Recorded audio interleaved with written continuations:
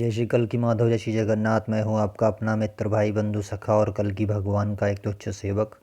जैसा कि आज आपने हमारे यूट्यूब वीडियो के थंबनेल में देखा, आज हम किसी को एक्सपोज करने जा रहे हैं बहुत दिन के बाद। क्योंकि बीच में कुछ ऐसा हुआ था कि लोगों ने बोला कि आप जो है केवल भक्ति का प्रचार करा करिए। लेकिन मैंने ये फ़ील किया कि जब हम केवल भक्ति का प्रचार करते हैं, ऐसे में धर्म का जो है नाश करने वाले लोग बहुत बुरी तरीके से जो है अध्यात्म को, धर्म को बदनाम करते हैं, उसका नाश करते हैं, लोगों को गुमराह करते हैं। यहाँ तक कि कल की भगवान और उनके भक्तों के ऊपर वो गलत कमेंट करते हैं या झूठे कमेंट करते हैं। फिर मुझे ज़रूरी समझा ये वीडियो बनाना, और काफ़ी समय से ये लंबित वीडियो था, तो मैंने कहा इसको ज़रूर बनाएंगे। तो आज हम बात करने जा रहे हैं बापू दशरथ भाई पटेल के बारे में। देखिए, बापू दशरथ भाई पटेल को मैंने काफ़ी सुना, इनकी बुक्स भी मैंने डाउनलोड की, पढ़ा उनको और जाना इनके बारे में, भाई क्या हैं ये, है ना। तो बापू दशरथ भाई पटेल से वैसे मुझे कोई एलर्जी नहीं थी। ये अपना ज्ञान दे रहे थे, अपना ठीक है, अपना काम करते रहते। बट इन्होंने कल्कि पे अपना मुंह खोलना शुरू कर दिया। अब कल्कि भगवान पर जब कोई मुंह खोलता है और उल्टा सीधा बोलता है, तो मुझे पता नहीं क्या होता है, मेरे अंदर से मेरी जो चेतना है, जो आत्मिक स्थिति है मेरी, वो डामाडोल होने लगती है, मुझे गुस्सा आने लगता है उस पर। हालांकि मैं पूरे कंट्रोल के साथ ये वीडियो बनाऊंगा, ऐसा कुछ भी अपशब्द नहीं बोलूँगा किसी भी व्यक्ति के लिए। और ये बड़े बड़े वृद्ध आदमी हैं, तो इनका विद ड्यू रिस्पेक्ट मैं एक वीडियो बना रहा हूँ इनके ऊपर। और इनको मैंने मेंशन भी किया हुआ है, तो ये देखेंगे आज इस वीडियो को, और इनके चेले भी देखेंगे। और सारे पॉइंट रखूँगा जो ये बोलते हैं, और कितने इलॉजिकल पॉइंट और कितने बेफालतू पॉइंट और कितनी वाहियात चीज़ें ये बोलते हैं अपनी वीडियोज़ में। पहली बात तो ये। तो सबसे पहले बात शुरू करते हैं कि जितने फर्जी बाबा, ये जितने भी जो है मानसिक रूप से बीमार हैं, या जितने भी जो ढोंगी लोग हैं, ये सब इनका एक ही तरीका है। देवताओं को आएगा जाएगा, आता है जाता है, गंदी भाषा का प्रयोग। मतलब देवताओं को समझते ही नहीं है, बहुत छोटी चीज़ समझते हैं। बुद्धि इनकी भ्रष्ट है एक्चुअली। और मुझे तो कई बार लगता है कली के एजेंट है क्या। बापू दशरथ भाई पटेल ने बिल्कुल सेम यही किया है। इन्होंने एक वीडियो में बोला है, कोई कल्कि नहीं आएगा, आएगा। ये अपने आप को कल्कि से बड़ा मानते हैं। बहुत बड़ी चीज़ है कि एक तुच्छ सा आदमी जो कलयुग में पैदा हुआ है, वो देवी देवताओं को आएगा जाएगा इस बदतमीज़ लैंग्वेज का प्रयोग करता है। ठीक है, कृष्ण के लिए बोला कृष्ण आएगा, विष्णु आता है जाता है, ये सेम वही आईआईटी वाला जो फर्जी बाबा है उसकी तरह, बिल्कुल इनकी अपमानजनक भाषा हिंदू देवी देवताओं के लिए। दूसरा पर ये दशरथ भाई क्या कह रहे हैं, इनका ये कहना है कि अब कोई धर्म पिता, कोई अवतार, कोई धर्मगुरु धरती पर नहीं आएगा बचाने के लिए। इनका ये कहना है कि अब जो परिस्थितियाँ आगे आने वाली हैं, महाकाल अग्नि से बचाने वाला जो है वो केवल बेहद का परम पिता है। समझ रहे हैं, बाकी कोई अवतार नहीं। अब बेहद का परम पिता इनका कौन है ये भी क्लियर नहीं किया है। पहली बात तो ये बेहद क्या है, ये बेहद शब्द कहाँ से आया, ये बेहद क्या होता है। इनसे पहले कोई ये भी पूछे, फिर कहते हैं महाशिव जो होता है महाकाल बन के महाअग्नि पैदा करता है, महाशिव होता है। अब इनको ये नहीं अभी तमीज़ की महाशिव और शिव एक ही चीज़ है, तो ये महाशिव अलग बताते हैं, है ना। ये होता है ज्ञान की कमी, अज्ञानता। विष्णु आता है जाता है, इस तरीके से बोलते हैं। ब्रह्मांड में एक कला है, महाब्रह्मांड में कम से कम 8 से 12 कलाएँ हैं, यूनिवर्स में 16 से 20 कलाएँ हैं। महाकाल प्रलय होती है तो 100 कला वाली होती है। अरे भाई साहब, मतलब क्या मनगढ़ंत गपोड़ थ्योरी, कोई प्रमाण नहीं है किसी भी धर्म शास्त्र में। ये बंदा अगर ये प्रमाणित कर दे, इसका एक भी चेला प्रमाणित कर दे कि एक ब्रह्मांड में एक कला है, महाब्रह्मांड में 8 से 12 कलाएं, यूनिवर्स में 16 से 20 कलाएं, महाकाल प्रलय 100 कला वाली होती है। ये कलाएं यार क्या है जानते हो, पहले तमीज़ है। कला का मतलब ये भगवान आते हैं अवतार के रूप में कलाओं को धारण करते हुए। अभी कल्कि जी 64 कला युक्त होंगे, तुम ब्रह्मांडों में कलाएं ढूंढ रहे हो, कहाँ इसका वर्णन है।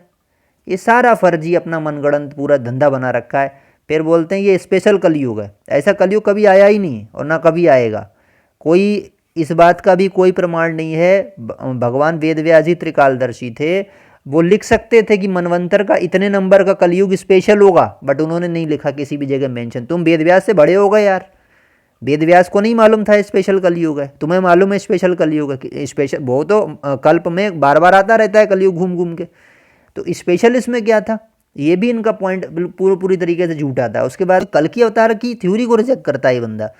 कहते हैं कि कल्कि किसी कलयुग में आया ही नहीं, और ये नाम कभी था ही नहीं, मतलब आज से पहले ये नाम दिया गया है नया नया। अब भाई इनको ये समझाए कोई कि जो वेद व्यास जी ने कल्कि पुराण लिखा है ये सार्वभौमिक है, ये पुराण हर युग में जो है आपके राम जी, कृष्ण जी, कल्कि के अवतार होते रहते हैं, 10 अवतार कंटिन्यूअसली होते हैं, एक के बाद एक। जब हमारे सतयुग से लेके और कलयुग तक चेंज होते हैं तो उसमें रिवर्स रूप में अवतार होते हैं। तो तुम ये कैसे कह सकते हो कि पहले कभी कल्कि अवतार आया ही नहीं, कल्कि नाम ही पहले कहीं नहीं था?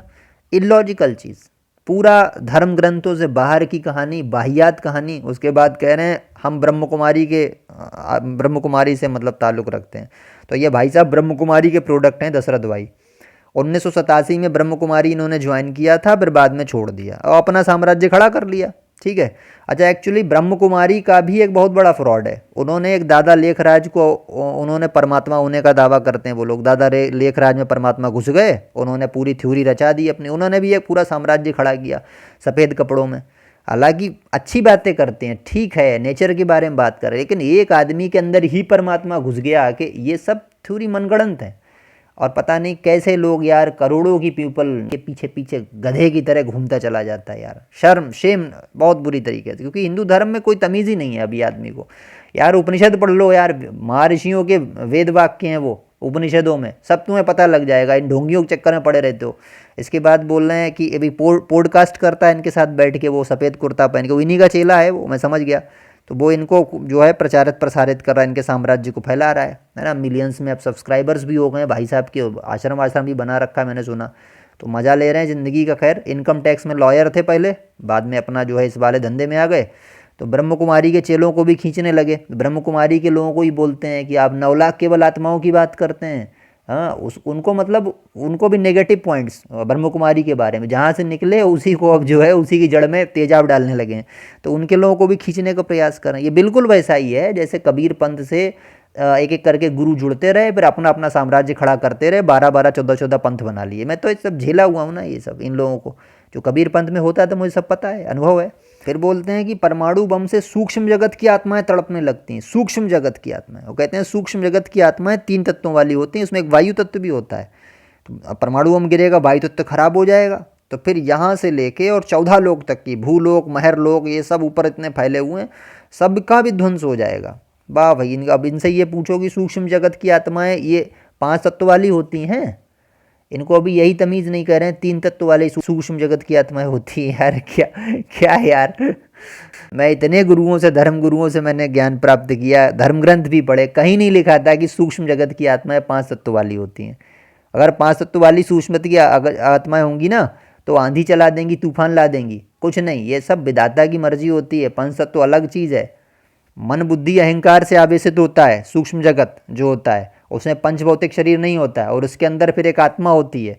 तो इस तरीके से आवरण पे आवरण चढ़े होते हैं 3 शरीरों के, और 14 लोक नहीं नष्ट होते हैं। यहाँ परमाणु फूटे, चाहे कुछ भी आ जाए, पूरी पृथ्वी का नाश हो जाए, 14 लोक नहीं फूटेंगे, 14 लोक कभी नष्ट नहीं होंगे। अरे उसमें यार देवी देवता रहते हैं, अमर लोक है ऊपर, हाँ, सत्य लोक है ऊपर, महर लोक है, भूलोक है, वो क्यों नष्ट हो जाएंगे? ऐसा भी कहीं प्रमाण नहीं है किसी भी धर्म ग्रंथ में कि अगर धरती नष्ट होगी तो सारे ऊपर तक, यहाँ बम फूटेगा तो ऊपर तक की सारी आत्माओं को कष्ट हो जाएगा। है, इससे पहले क्या कभी युद्ध नहीं हुए यहाँ पे, या इससे पहले परमाणु शक्ति का प्रयोग नहीं हुआ? जिनको हम इतने विध्वंसकारी अस्त्र मानते थे महाभारत में, वो चले, तो ऊपर के लोगों में क्या हो गया? कौन सा देवता मर गया यहाँ के युद्ध से? बिल्कुल इलॉजिकल बातें हैं, कुछ नहीं है। एक वीडियो में बोलते हैं मैं हजारों कला वाली आत्मा था, फिर मैं नीचे आ गया है, मैं पहले बाहर था ब्रह्मांडों के। मतलब ये भी सब अपने मन की कल्पनाएं। अब इनसे बाबा जी से कोई पूछे, कल्कि जी 64 कला के हैं और ये हजारों कला वाली आत्माएं, तो भैया परिवर्तन काहे नहीं कर पा रहे? क्यों पॉडकास्ट में चिल्ला रहे? बुड्ढे ठुड्ढे एकदम हो गए, दाढ़ी बाड़ी निकल आए, तो जाने ही वाले हो, लगभग टपकने वाले हो, ऐसी हालत हो गई है, परिवर्तन खाक नहीं कर पा रहे हो। वो कल्कि जी देखो अभी युवावस्था में ही पूरा परिवर्तन करके रख देंगे और सब ढोंगी बिल्लों का सफाया कर देंगे।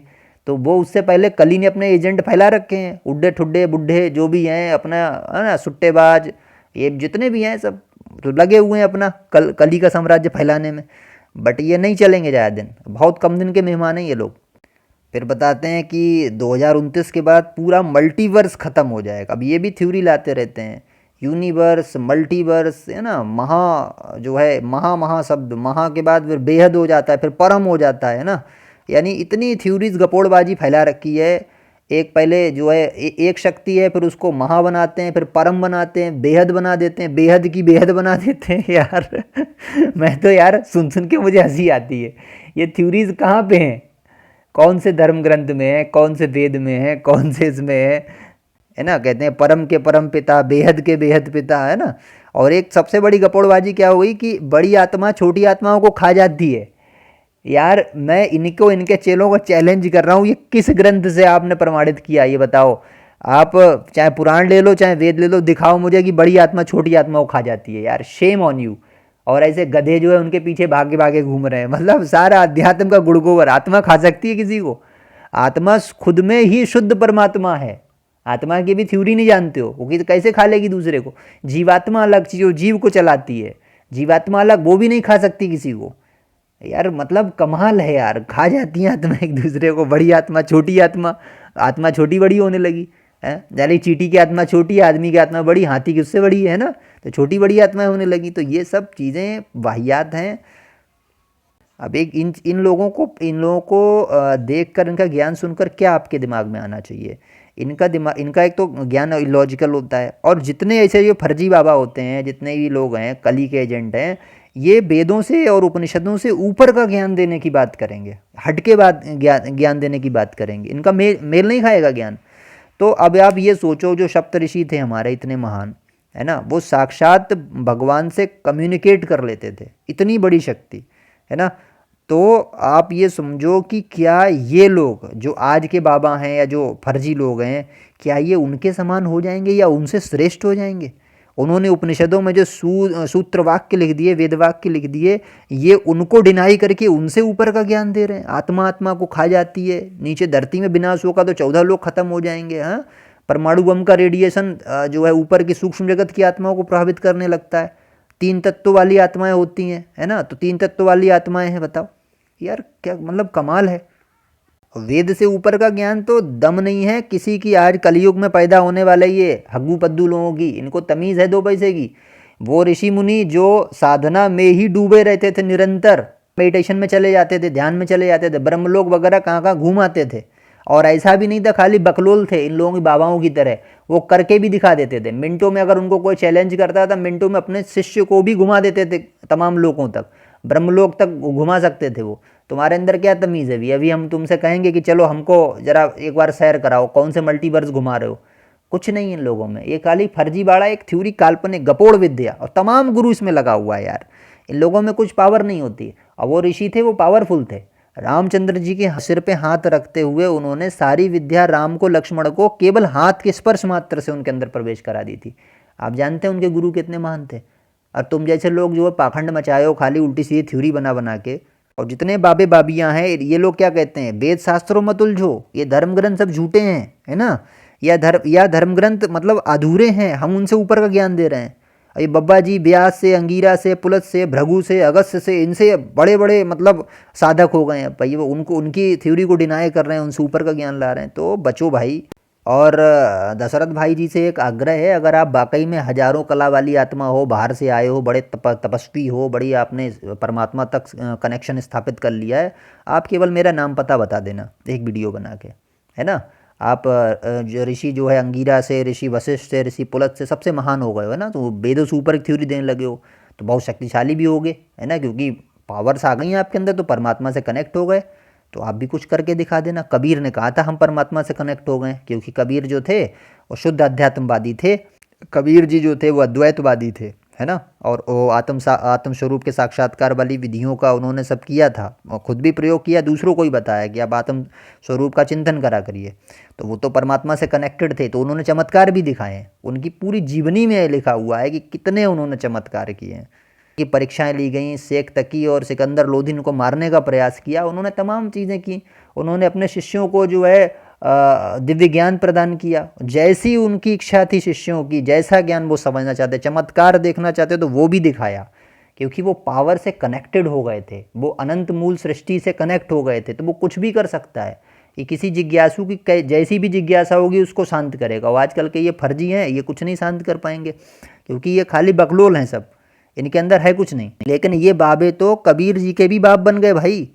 कबीर जी ने कभी नहीं कहा मैं 1000 कला वाली 10,000 कला वाली आत्मा था, ये आत्मा आत्मा को खा जाती है, या यहाँ वाले विनाश से जो है 14 लोग खत्म हो जाते हैं, या जो है ब्रह्मांड में एक कला होती है, महाब्रह्मांड में 8-12 कला, यूनिवर्स में 16 कला, महाकाल प्रलय में 100 कला होती। ये फर्जी थ्योरियाँ उन्होंने भी नहीं दी कबीर ने।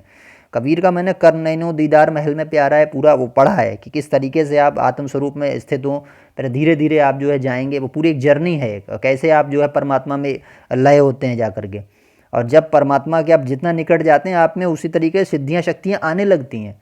बाबूजी हमारे हैं दशरथ भाई, ये बता रहे हैं हम बहुत कनेक्ट हो गए, हम तो 20-25 साल हो गए सिद्धि ये करे हुए, है ना, हम तो परमात्मा से कनेक्ट हो गए।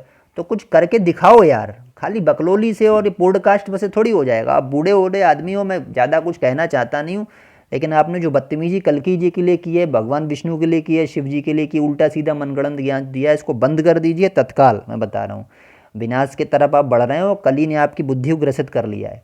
ठीक है, कई बार ऐसा भी होता है साधना से करते करते आदमी पगला जाता है क्योंकि उसका अच्छा कोई गुरु नहीं होता है, ये भी होता है। तो वो आपको लग रहा है मुझे साइड इफ़ेक्ट हो सकता है, एक बार आप अपना चेकअप जरूर कराइए अच्छे डॉक्टर के साथ मानसिक रूप से कि क्या परेशानी है क्या नहीं है ना, हो सकता है कोई परेशानी हो जाए। और आपके जो है फैमिली वालों को भी मैं कहना चाहूँगा कि भैया इनका थोड़ा देख रेख करो, बाबूजी बेचारे बूढ़े हो गए हैं, ये हो सकता है अकेलेपन के वजह से ऐसी ऐसी बातें करने लगे हों, इनके साथ थोड़ा साथ रहो, इनको कोऑपरेट करो, है ना। बाकी जो चेले चपाटे हैं मुझे मालूम बदतमीजी करेंगे कमेंट बॉक्स में आके, लेकिन उनमें तमीज़ 2 पैसे की नहीं है, और सब मिसगाइडेड हैं ये, और ये कली के एजेंट हैं, इनकी बुद्धि कली ने ग्रस ली है। जब तक ये ख़त्म नहीं होंगे अब तक नहीं मानेंगे। मैं जितने बाबाओं को एक्सपोज यहाँ किया हूँ, इनकी एक ही भाषा होती है, एक ही स्वर होता है, एक ही अंधभक्ति होती है, सारे विनाश को प्राप्त होने वाले हैं। तो इसलिए कह रहा हूँ नारायण की तरफ लौटो। वेदों में सिर्फ ओम नाम सबसे सुप्रीम दिया गया, और ओम के अंदर भी जो चीज़ें हैं जागृत, स्वप्न और सुषुप्ति अवस्था, उसके बाद तुरीय अवस्था और फिर तुरीयातीत अवस्था, वो है असली साधना। ठीक है, और आत्म स्वरूप का साक्षात्कार करने वाला पगलाता नहीं है कभी भी। परमात्मा किसी को पागल नहीं बनाते हैं, और ना ही ऐसी अनर्गल थ्योरी बकता है वो आत्मस्वरूप वाला। कबीर साहब थे आत्मस्वरूप का साक्षात्कार करने वाले, यहाँ इस दुनिया में वो रहते थे, और ऐसे रहते थे जैसे ना रह रहे हों, यानी जीवित मरना जिसको बोलते हैं, इस तरीके से वो रहता है जो साधक होता है, जो योगी होता है। उनसे सीखने की आवश्यकता है, कबीर रविदास जी से सीखिए, इन फर्जी बाबाओं के चक्कर से निकलिए, वरना विनाश हो जाएगा। और हिंदू देवी देवताओं का अपमान करना आएगा जाएगा, और ये बदतमीजी करना बंद करिए, ऐसे लोगों को एक्सपोज करिए। युग परिवर्तन का समय आ रहा है, 29 मार्च से आपके कर्मों का दंड देने के लिए शनिदेव प्रभावी होने वाले हैं। तो सभी फेक फर्जी बाबाओं से बाहर निकल आइए, आपसे मेरा अनुरोध है। तो जो भी आज लोग नए जुड़े थे हमारी वीडियो से, वीडियो आपको कैसी लगी? अगर अच्छी लगी हो तो इसको लाइक और शेयर करना, ज़्यादा लोगों तक पहुँचाना इसको। अगर आप हमारे चैनल पर नए हैं तो चैनल को सब्सक्राइब कीजिए। अगर आपको हमारे व्हाट्सएप चैनल से जुड़ना है तो कृपया करके हमारे डिस्क्रिप्शन बॉक्स में उसका लिंक दिया गया, उसके द्वारा आप जुड़ सकते हैं। कोई अगर आपका प्रश्न है तो kalkikapath@gmail.com पर भी हमसे पूछ सकते हैं। हम इसी प्रकार आप लोगों के लिए कर्मयोग ज्ञानियों भक्तियों की वीडियोज़ लाते रहते हैं। मेरा बापू से कोई जो है पर्सनल रंजिश नहीं है, लेकिन बापू गलत कर रहे हैं, अध्यात्म और धर्म को धोखा दे रहे हैं, इसलिए मैं ज़रूर विरोध करूँगा। और कल्कि का अपमान इन्होंने किया, इसलिए ज़रूर विरोध करूँगा। आपको वीडियो कैसी लगी कमेंट बॉक्स में अपने विचार अवश्य रखिए। उल्टे सीधे कमेंट करेंगे बाहर फेंक दिए जाएंगे, पहले ही बता दे रहा हूँ। जो भी इनके चेले हैं विशेष सावधान रहें, ठीक है। और जैसा प्रश्न जैसी बात करोगे उसी भाषा में जवाब भी आएगा, ध्यान रखना, ठीक है। मिलते हैं आपसे अगली वीडियो में। जय श्री कल्कि माधव, जय श्री जगन्नाथ, जय श्री पंचसखा, जय श्री सत्यनारायण।